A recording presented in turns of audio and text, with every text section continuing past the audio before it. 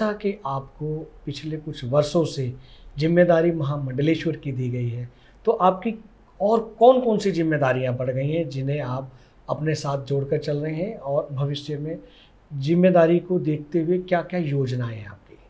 देखिए, जिम्मेदारी मेरे ऊपर जब मैं भगवा धारण किया हूँ, हाँ।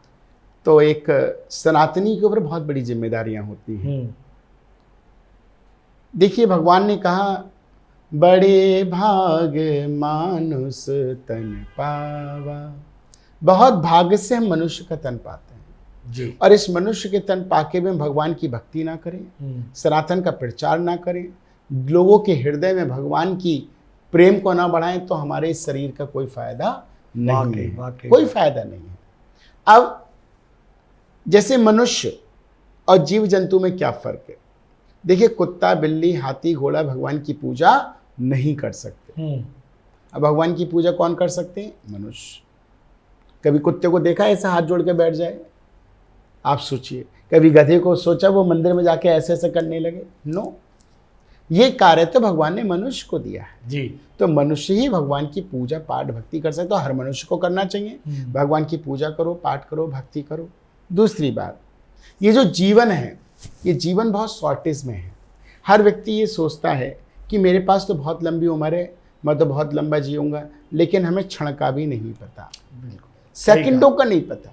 अभी मैं चलूँ और सीढ़ी से पैर गिरे और मेरा राम नाम सत्य हो जाए, किसी का नहीं पता। क्योंकि ये जीवन की जो सांसें हैं ना, ये सांसें ये कब टूट जाए इनका कोई भरोसा नहीं। इसलिए कहा है कि जिंदगी की ना टूटे लड़ी, नाम जप ले घड़ी दो घड़ी।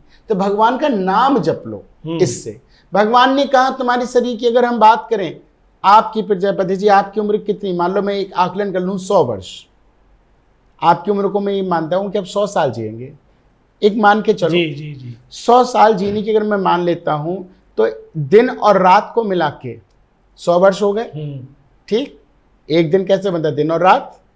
अब आप ये बताइए, रात और दिन मिला के जब एक दिन बनता है, तो आपने जिंदगी के 50 साल किस में बताए? सोने में। आधी उम्र सोने में, आधी उम्र तो सोने में चली गई। वाकई वाकई। 100 में से 50 माइनस कर दो।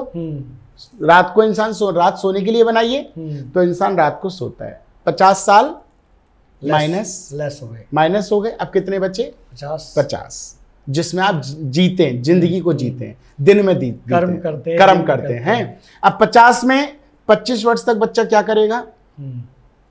पढ़ाई, शिक्षा करेगा। 25 साल तक यही करेगा, इंटर भी कॉलेज करेगा, MA करेगा, BTech BA करेगा। अब कितने बच्चे? 25 माइनस कर दो। 25 बच्चे। 25। अब इन 25 वर्षों में वो क्या करेगा?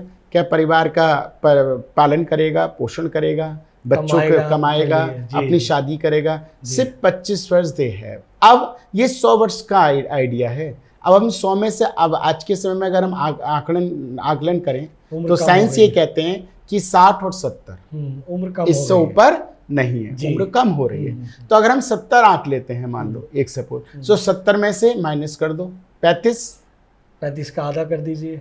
उम्र बची नहीं है हमारे पास, तो हमारे पास उम्र नहीं बची है। बिल्कुल सही है ही नहीं। लेकिन हम लोग सोचते नहीं हम कितना जिएंगे। बिल्कुल नहीं, क्षणभंगुर है ये जीवन, क्षणभंगुर।